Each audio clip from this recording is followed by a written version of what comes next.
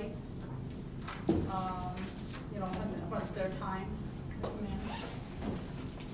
And, I've talked to them and they'll come in ready to talk about any ideas, suggestions, reactions they have to the charter. Yvonne in particular has worked with 3 charters as a municipal manager, so it'll be interesting to hear any challenges she finds with this one. She likes or dislikes or whatever about it. And I need my glasses. That's why I have them here in every room. I do too. I assume members of the charter are permitted to ask questions once they get done with the presentation. After the presentation, we're not going to interrupt anybody. Yeah, but once they get done with the presentation. We'll have time. We'll have maybe 10 minutes to ask questions. Are some of those for everybody? Yeah, right here. Oh, okay, thank you. And,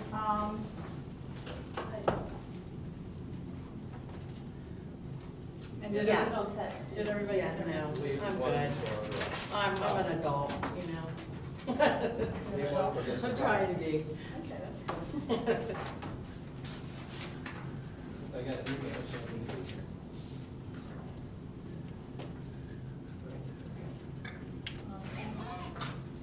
So, we will get started, and I will call the meeting order. And Chief, if you want to just kind of find a place to sit over here until we I'll just pick a get comfortable to. chair. Have you seen the agenda?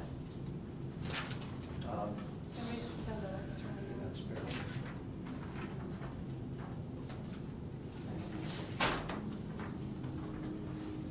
In fact, that isn't an extra, is it? Ken is coming. You can borrow it. You can borrow it when Ken comes, so you'll have to give it up. Share. You can get it back. That's all you need, That right? was it.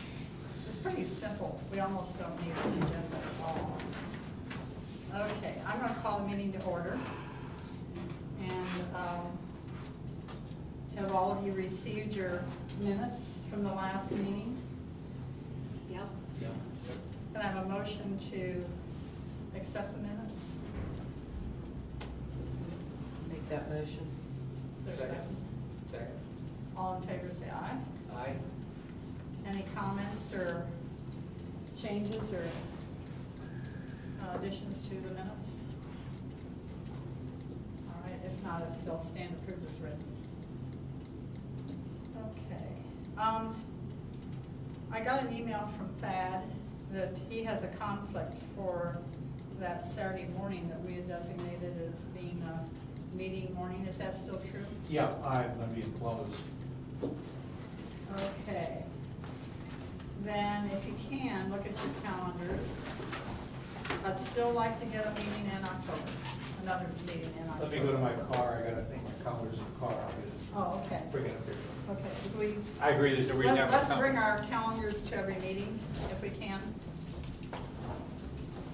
Because we may be fighting this battle for a while, until we get onto a regular routine. By that time, it's done. When you get there, Yeah. Hope we get on regular. I can. Ken, how you doing? We've just started, we've approved the minutes as written from the last meeting. And we have a conflict, Thad has a conflict on the Saturday morning, That was the 27th. the October 27th, that we had talked about having as our next meeting.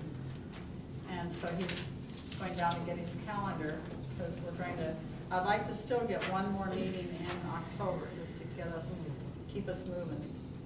And so we might need to look at evenings of the week of the 28th.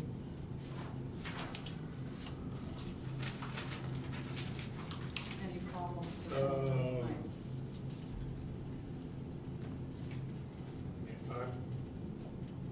I'm in Michigan on Monday. Okay.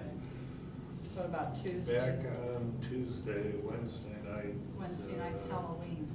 Is board meeting, Thursday I'm in Chicago. How So about I guess I'm thinking Tuesday night at work. Tuesday night the 30th?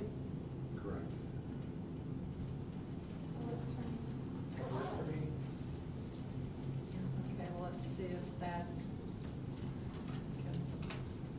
with us on that one. And,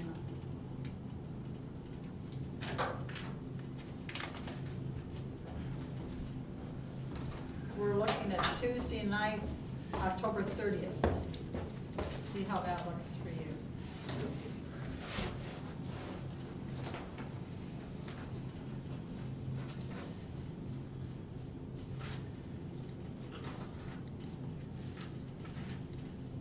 Tuesday night, yeah, it's okay. October 30th, Sorry. 7 o'clock? Sorry. Okay. And I think this room probably will be free, and I'll check on that, but if not, we'll go across the hall and meet there. And tonight we have Yvonne Kovach and Chief Doyle and Chief Spade, and I have not heard back from any council members. So unless somebody appears, that will be the extent of our guest tonight. Kathy Lives, who's the clerk of council, is unable to be here, but said she would like to have an opportunity to talk to us, and I'll talk to her about that and see if we want to arrange for her to be with us at one of our next meetings. I'm not sure, you know, if that's absolutely necessary, but we'll look and see. Is the charter meeting at 9th out or in yet? Say that again. October 9th. Today? Today No, is today. yeah. We're here. Okay, but then the next one's gonna be Saturday. Is that still gonna go up on Saturday or not? Not when you're not gonna be here. Okay. all right. That's when we just. So we're gonna be on October 30th on Tuesday night instead of Saturday. All right. All right, we all together? Okay. Let's just go right in since Ms. Kovach has arrived, and we'll give you the seat. Can we move your things? Sure. That's the guest seat tonight. We don't have any light metering. Oh, That's a good one. and I've asked Yvonne to come because she has worked under at least 3 different charters, counting this one. And I'm interested in knowing, you know, how this charter has felt and any comments that she wants to make about it. She came knowing that it may or may not make a difference, but we do want to know what you think. And Okay. so she'll be here maybe 20 minutes to half an hour with us. Thanks, it's good to see everyone. Do you Thanks know for everyone? meeting. Actually, I. Let's just go around and give, I'm Heidi Rasmussen. Oh, nice to meet you. and you live, On Junedale. Okay. okay, and Nick? Yes. Ken So, Hoff on Hadley. I know everybody else. Okay, you know everybody Sure else? do, yes. Give us just a very quick, I know Mhm. your background, give us a very quick rundown of years in Laughlin and, Too many years. yeah, but just quick, you know. Okay, sure, especially related to the charters in Lockland, which was actually statutory there. And I was there for about 8 years. And then in Woodlawn, that was a charter form of government, I was there for 5 years, and now I'm here with the charter form of government. 2 years in November. Yes, that's correct, yeah. Which community are we closest to, do you think? In terms Not in of the distance, charter? not in distance, but in how we operate our community. Well, definitely the charter, you know, I think those communities stand out because you have the opportunity to be setting some of the requirements yourself. So I guess between the 2 systems, I prefer the charter form of government personally.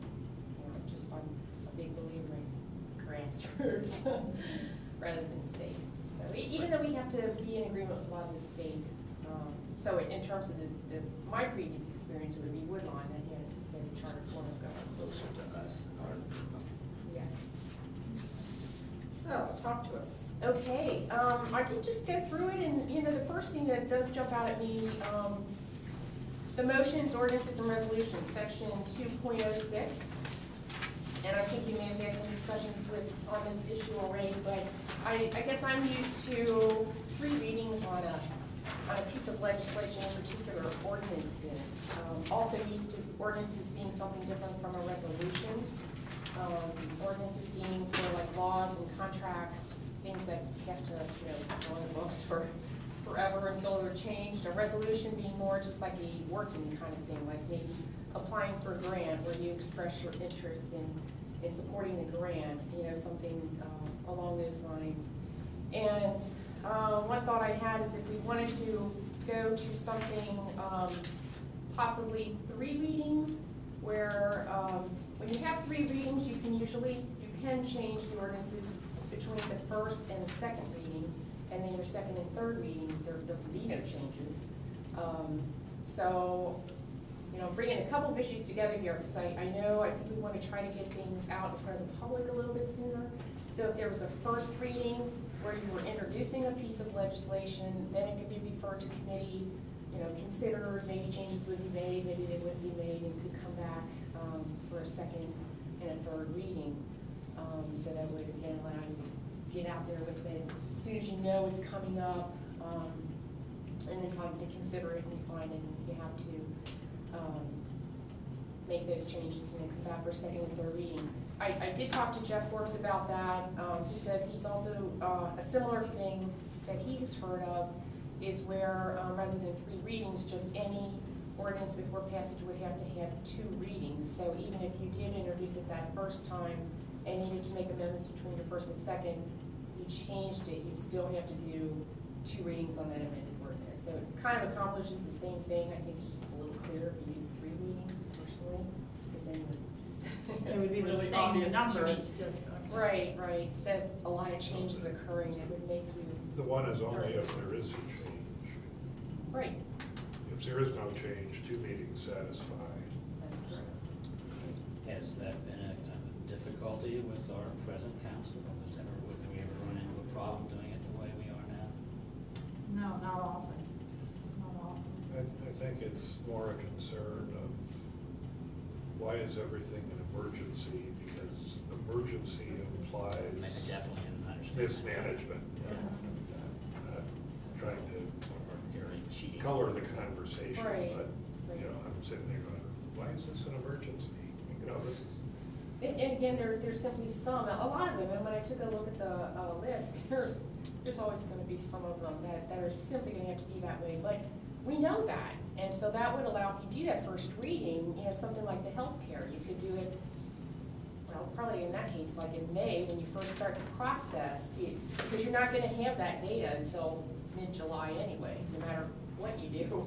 But, you know, so there's kinds of issues that would just put it out there sooner for the public to know about it. And then if they chose to come to the committee, they would know what's going on with it when it finally lands in council. And we still would probably have an emergency clause attached to it, but at least it would have been out there being discussed for a little longer period of time than we might be right now. So that was one thought I had.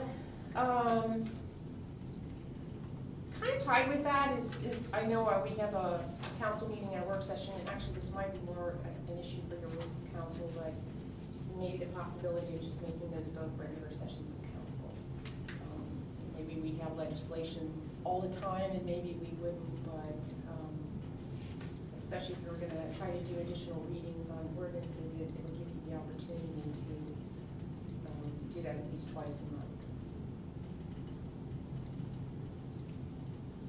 Then moving on, section 2, I think it was also 2.06, where it talked about updating the codification every 10 years.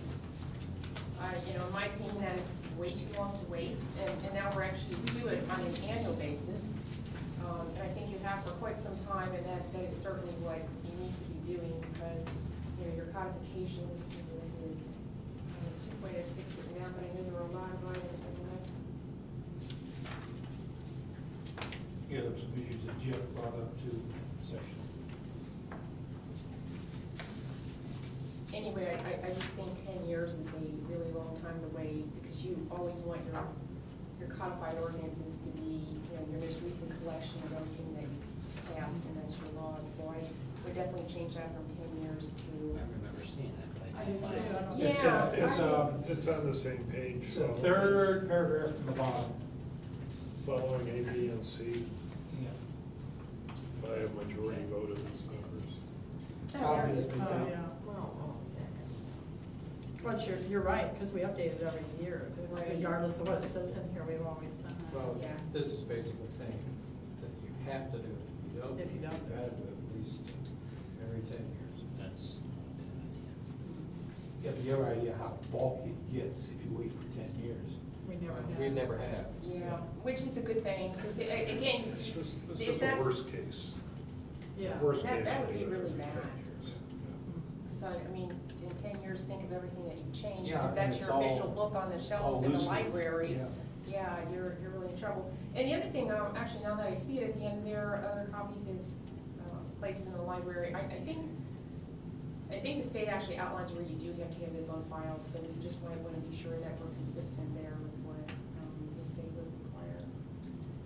This day and age, we probably ought to allow the internet to be involved in that too, and let people know that they can find this information on the Yeah. internet. Right, As a and backup. it is. Right. I think it's primary. Yeah. Yeah, in our codified ordinances, they are on the internet. Okay, but a lot of, it's not But it's not here. in here, we're, A lot of people, I didn't Oh, know. I see what you mean. like, Yeah. there's Stated this in public there, library, yes. mayor's office, Gotcha. also online, you know, might be someplace that it would be available. Good. Okay. Section 4.02, this is, Jeff's probably brought this up, the residency requirement, that is something that's prohibited now by state law. Section 5.06, the timeframes, that's the budget.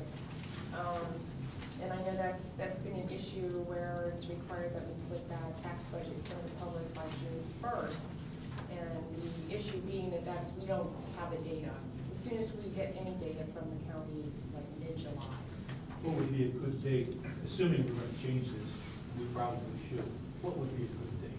Well, yeah, I've been That you as giving that manager would be some thought, comfortable and it looks like the last few years, we did receive the first round of information mid-July, so, possibly August 1st.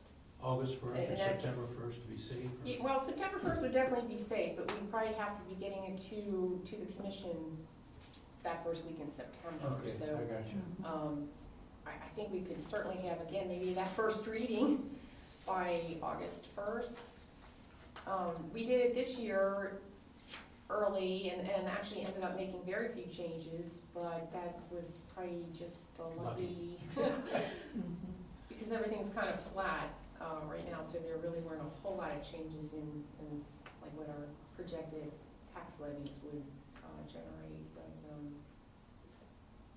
But there's county requirements on when that needs to be in? yes, we have to have that to the county. They, annually, they seem to always request an extension from the state. Way back, probably in April or May, they have to request an extension from the state. Then the whole countywide budget to be submitted, and then they back that up to us. We have to submit to them by September. And that, if you look up the state requirements, you're gonna find that that's all delayed, but apparently that's just something they do on a regular basis, so. But yes, it's all state driven. And it was different when the charter was passed. When the charter was passed, that was the date that you had to have it ready for the county. Well, Changed the county rules. Which and was state. probably then the real timeframe, Right. but I guess Yeah. as long as I remember now, they always run late. Should we reword this in some way that says the council shall submit the adopted budget to the county budget commission on or before the date established by the county budget commission? The way you're indicating, we would really never know from one year to the next. what it's That gonna might be a good way to approach it, That's because who knows, they could change it to November someday or something. Yep. Well, isn't that covered further down? Council shall submit the adopted budget to the county budget commission on or before the date established by the county budget Yeah. commission? I'm thinking that wording is there. Yeah. I'm just thinking the first day of June for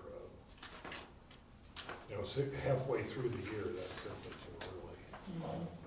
It's proven to be that way. Okay.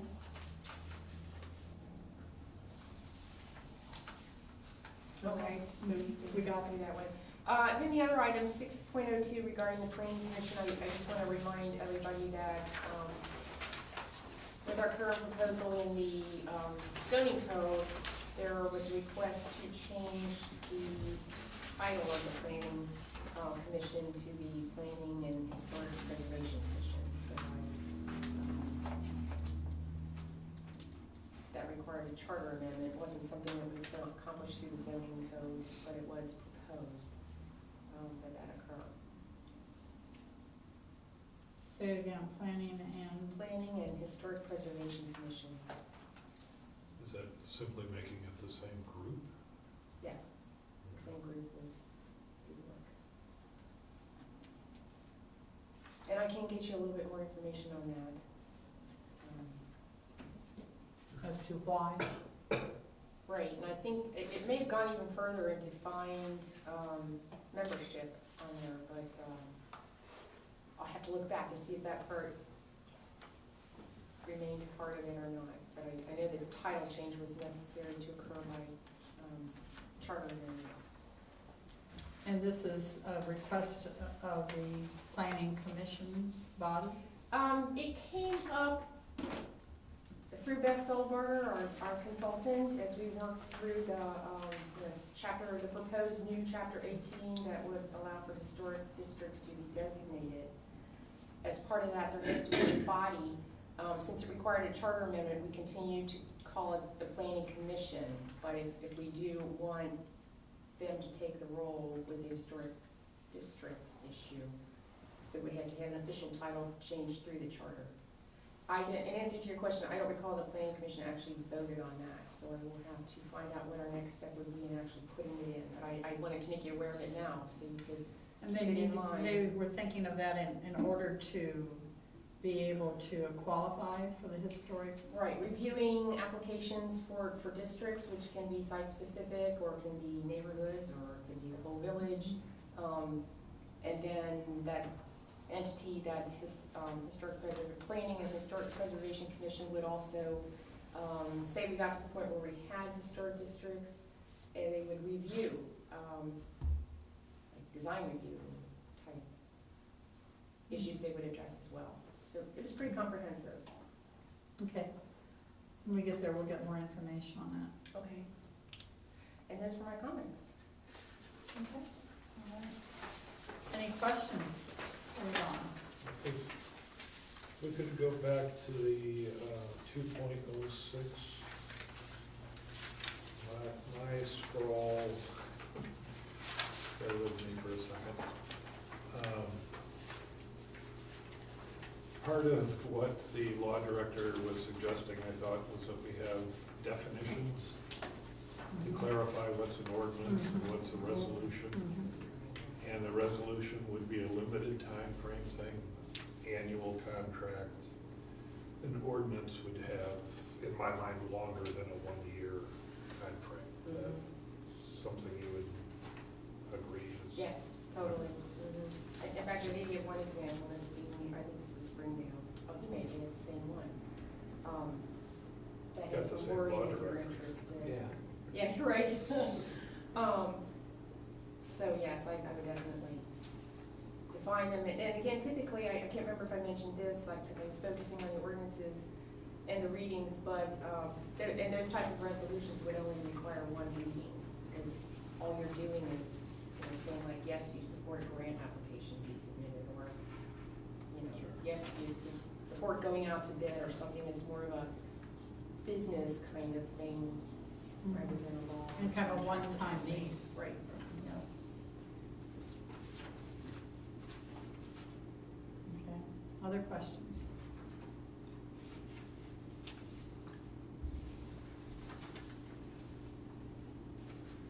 Okay, thanks for giving me the opportunity. I appreciate it. And you're available when we need you, I'm sure. I have one question on 4.03. Acting manager, we've had situations where inadvertents, you've been gone, you didn't designate someone to replace you while you were gone by the ordinance, by the charter. Would it be appropriate for us to put in the charter, or suggest going in the charter, perhaps in your absence, the city manager's absence, that the finance director shall be the acting city manager or something of that nature? because I think we had an emergency situation here, and then I think they, Mayor Fred Merle moved that the chief be appointed temporary manager, and everyone went with it, whatever, to avoid that confusion. Because human beings are human beings, you can forget. It would be just wise just to put in there, in the absence of a city manager, for whatever reason, that the finance director would be. Or Something similar to that way it saves some hassle. Okay, couple things on that. First, I had prepared a memo, and it was on file with the clerk, Okay. for whatever reason. I'm not criticizing. And it was you. also the chief, so that was a good choice. No, but just, my only concern there would be, what if that person's not there? For some reason. Then you go back to the needed fallback someone point there. where we have to pick Yeah. somebody, or the council has to pick somebody. But I would say you'd have already mechanisms in place. Usually the finance director would be the logical choice. The chief would be a good man there, but kind of hard for him to wear two different hats. Even well intended, but the finance director would be more in line. The finance director would know the day-to-day operations of the city, whereas the chief would have to come up to speed in a hurry on some of this stuff. He would know, obviously, the police department, and that's his job. But putting him in there as city manager, even pro temp, yeah, it's possible, and I'm sure you do a darn good job, but Thad, I think we'll discuss this further. You know, now is not the time to beat it up, but, now's the time to bring it up. well, we brought it up, and the fact that there is a process in place right now. Right. And the public doesn't always know. And maybe that's one of the weaknesses, is that either, you know, maybe council members didn't know either, but you had taken care of it. And I know when Dave left, we always knew who was, but we knew on council kind of who was designated. It wasn't publicly. We knew everything was covered, and we knew who was covering it. But maybe it's the communication part of it. The process is here. Yeah, and my only concern with naming somebody is if that person isn't there for some Right. reason, then maybe there'd be another way to Right. do it in a chain of command or something that we've designated by a table of organization that you could just indicate. Well, that's why I say Well, finance Going director. down that. Where I work, first four spots are designated. Chief executive's not there, it's executive vice president. If it's Which not is a that logical position, sequence. Right. you know, there's another one, and then there's four. And the assumption is all four are not going at once, so. Right. I think the first question is, should it be designated in the charter, or should it stay as it is? And then, what should be designated? Right. But as you said, we can Right. talk about that. We'll talk about that later. But we'll make note of that. Anything else? That's all I have.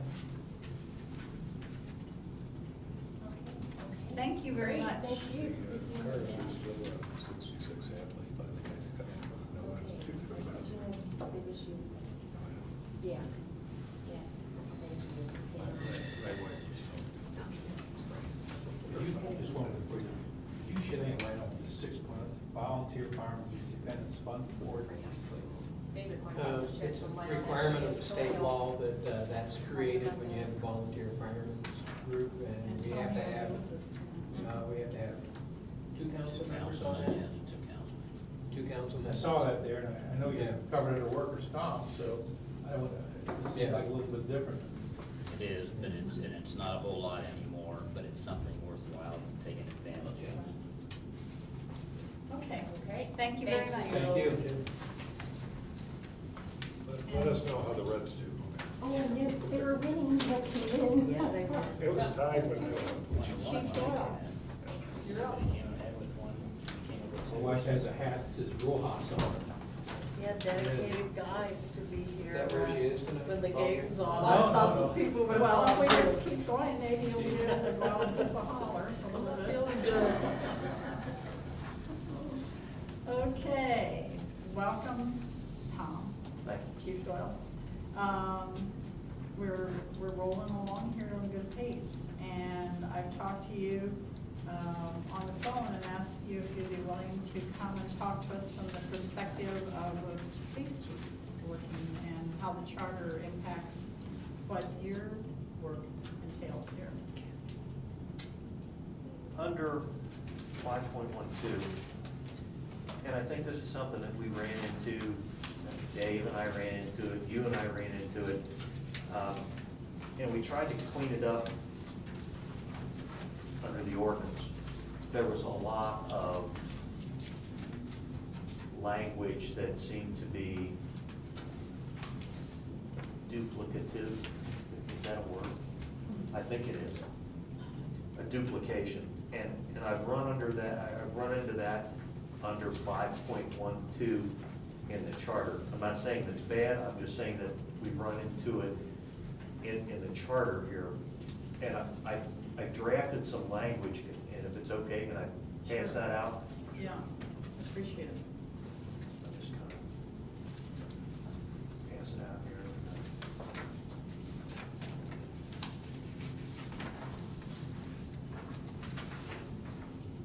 And if you don't like it, you can turn it over on the backside and use the scrap paper. So it's So it's not wasted. yeah, right. And I've added some things to it too. If I can add one of those back, that I can look at, thank you.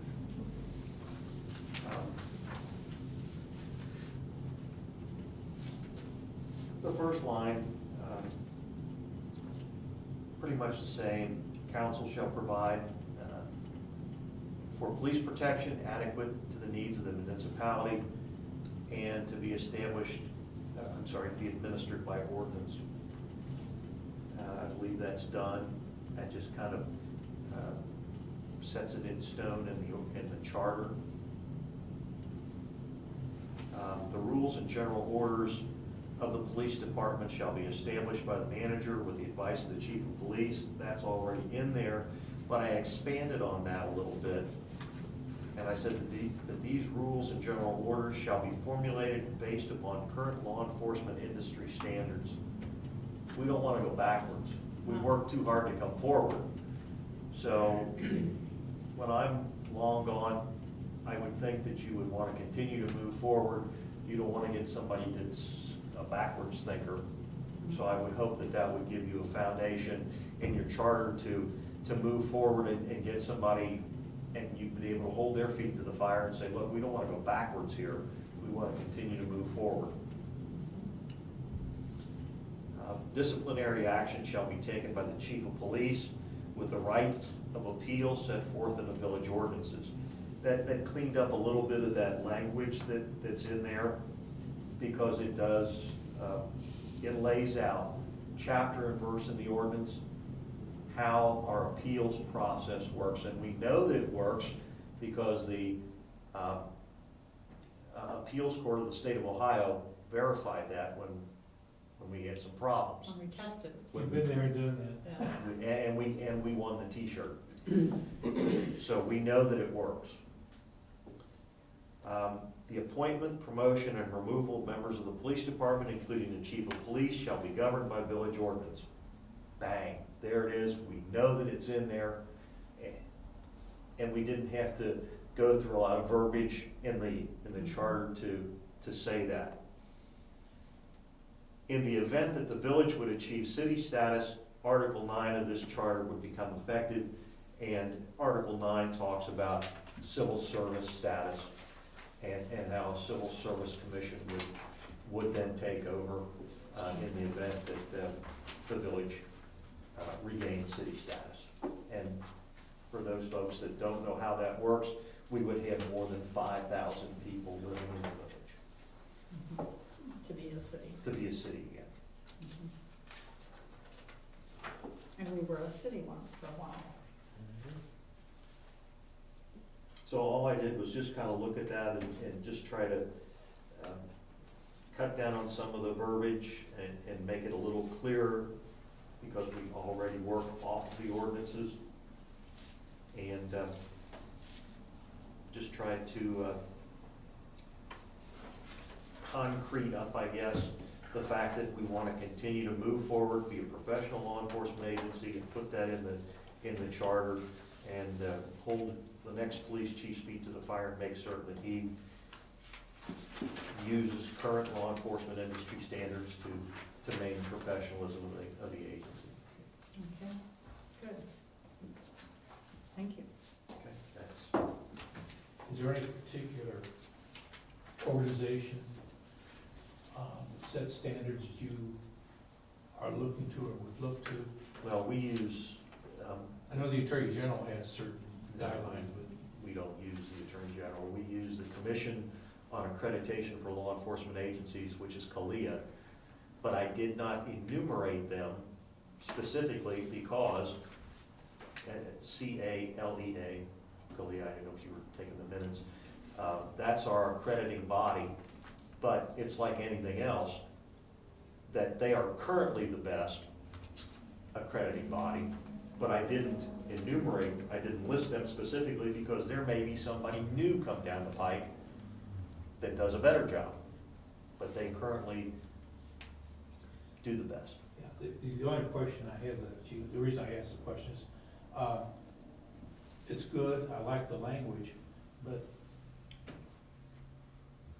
being something of a pessimist, for some reason we get someone in, unlike you, that may come up with some other organization that may not have the same high standard, but say that is industry standards. Then we get in an argument with our own chief of police as to what industry standards are. And I don't want council to be stuck in an argument, theoretically, with the own chief of police, because you're the expert. You, Thank you. whoever sits in your seat, is the art expert as far as policing. And you're the one we look to say, hey, this is the industry standards or not. So we know you're gonna use CALEA. We don't necessarily know what the next guy may try to use.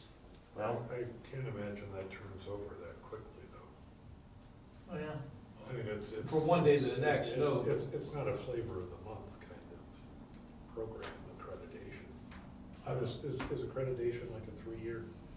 every 3 years you have to become reaccredited. So It is we're- very much like hospital accreditation, ISO 9000. Sure. It's the industry standard for law enforcement. Yeah, I don't see any negative to naming it. Go ahead, I'm sorry. Yeah, I don't see why you would want to name it, like name a certain organization, you know, that kind of. I just don't like to see someone come up later on, like we already won one case in court. Okay, it was over a disciplinary situation, but I don't want to see it go up in court and say, well, that's too ambiguous.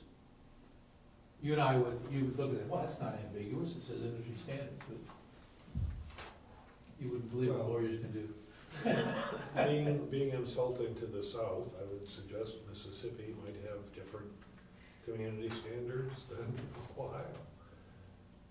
You know, on some matters, I was, And those would be approved by the manager and council, because the chief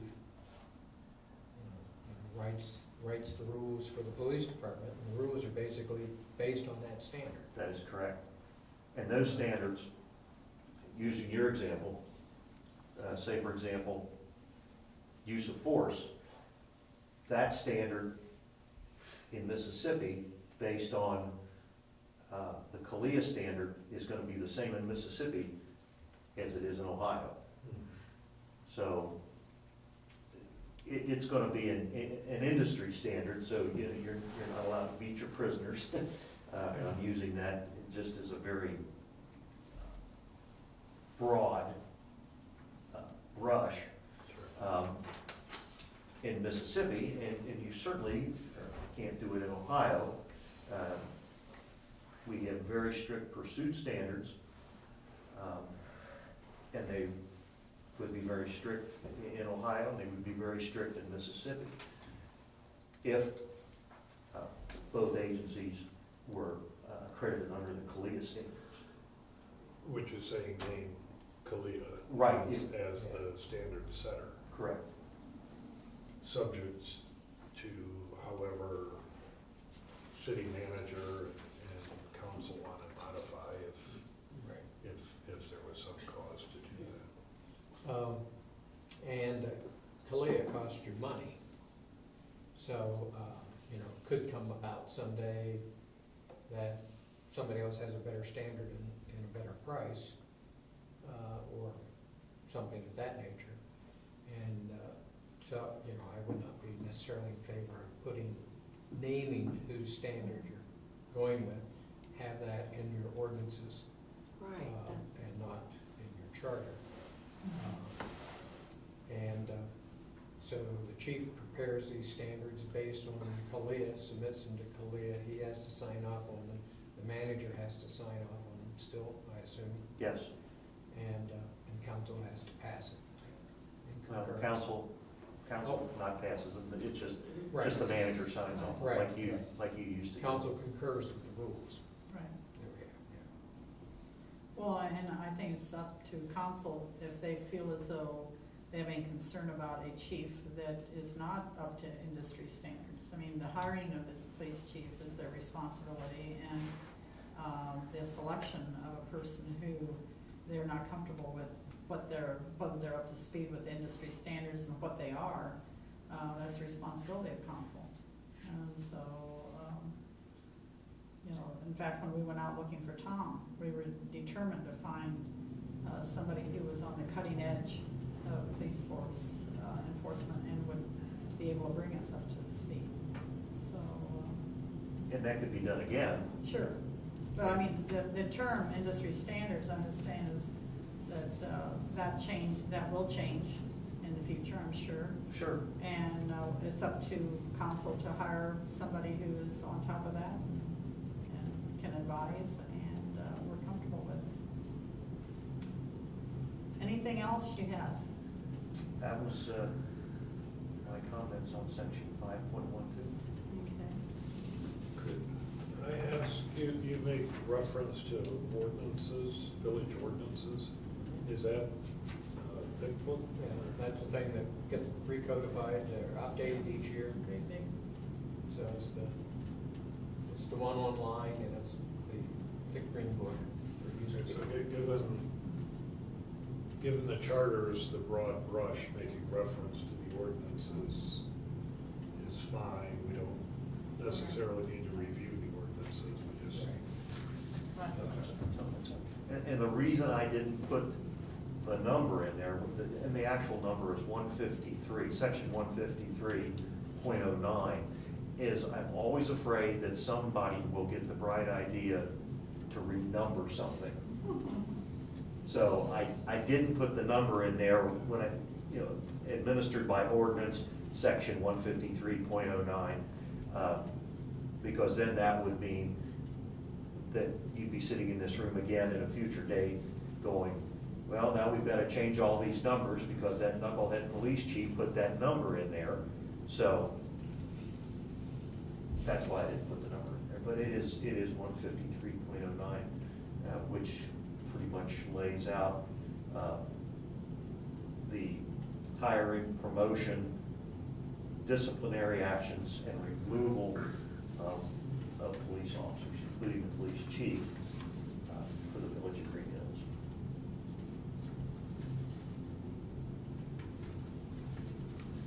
Anything else? Is there more than one accrediting agency? No. Or Not currently. not currently? But that's not to say that right now there's not some guy sitting at home. Well, if you think of corporate bonds, you've got Standard & Poor's, you've got Moody's, you've got Fitch. If we only have one, And how long have they been in existence? 1989, I think. And in the state of Ohio, roughly how many agencies are accredited now? Test. I should have studied for this test. Pop quiz. It was a pop quiz. say 7, because we don't know the right answer. No, that would be a lie. And if you lie in my department, you get in trouble. That's right. Dave, I'm not sure. There are, in Hamilton County, there are, I think, if my memory serves me, 8, and we're one of them. Out of